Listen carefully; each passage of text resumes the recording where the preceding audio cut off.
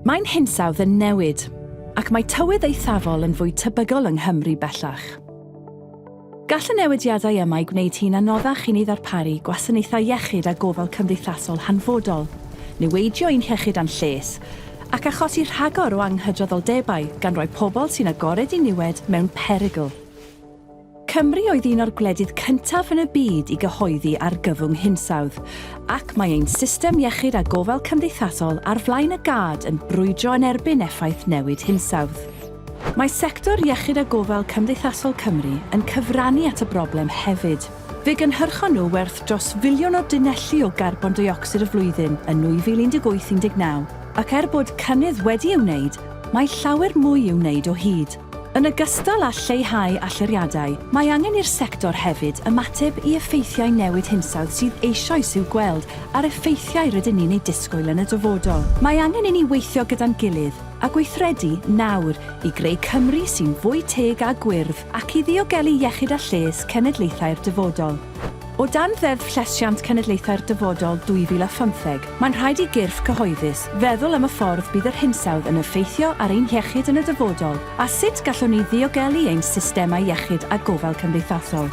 Yn unol â'r Cynllun am addasu cenedlaethol ar gyfer newid yn yr hinsawdd, rhaid i'r sector iechyd a gofal cymdeithasol gryfhau cynlluniau a chymryd camau ataliol yn erbyn tywydd mwy eithafol, gan gynnwys gwres ac oerfel i leihau'r risgiau i iechyd ac i ddarpariaeth gwasanaethau iechyd a gofal cymdeithasol.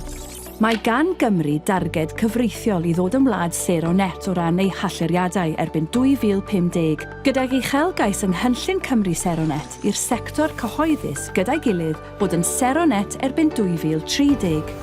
Mae Cynllun Cyflawni Strategol Datgarboneiddio Gig Cymru, y fframwaith gofal sylfaenol gwyrddach, a'r trywydd Datgarboneiddio ar gyfer gofal cymdeithasol gyda'i gilydd yn nodi sut bydd y sector iechyd a gofal cymdeithasol yn lleihau allyriadau erbyn 2030.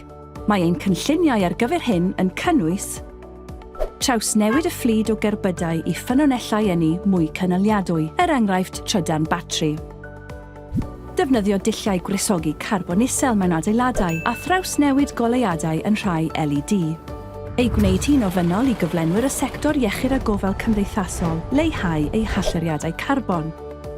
Lleihau'r defnydd o nwyon meddygol sy'n niweidiol i'r amgylchedd ac annog anadlyddion mwy cynaliadwy. Dylunio'r system iechyd a gofal cymdeithasol i fod mor garbon isel ac effeithiol a phosib. Gallwn ni gyd helpu. Os ydych chi'n gweithio i'r gwasanaeth iechyd neu y maes gofal cymdeithasol, beth am ofyn i'ch sefydliad beth maen nhw'n ei wneud i leihau eu hôl troed carbon, addasu i newid hinsawdd, a sut mae modd i chi gymryd rhan.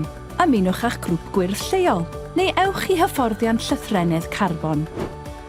Yn bwysig af oll, meddyliwch sut gallech chi ddefnyddio llai o ynni, rhag nodi'n fwy cynaliadwy, ac wrth gwrs, ail ddefnyddio ac ailgylchu mwy yn y gwaith ac yn eich cartre. Gall aelodau o'r cyhoedd helpu drwy ddychwelyd meddygyniaethau sydd heb ei defnyddio i fferyllfeydd. Gofyn eich meddyg am anadlydd mwy cynaliadwy, neu ddefnyddio teithio llesol neu drafnidiaeth gyhoeddus i fynd i'ch apwyntiadau. Rhannwch y fideo yma i ledaenu'r neges a chwiliwch am llw.cymru/iechyd hinsawdd i ddysgu mwy ac i helpu'r sector iechyd a gofal cymdeithasol i gyfrannu at Gymru sy'n fwy teg a gwyrdd.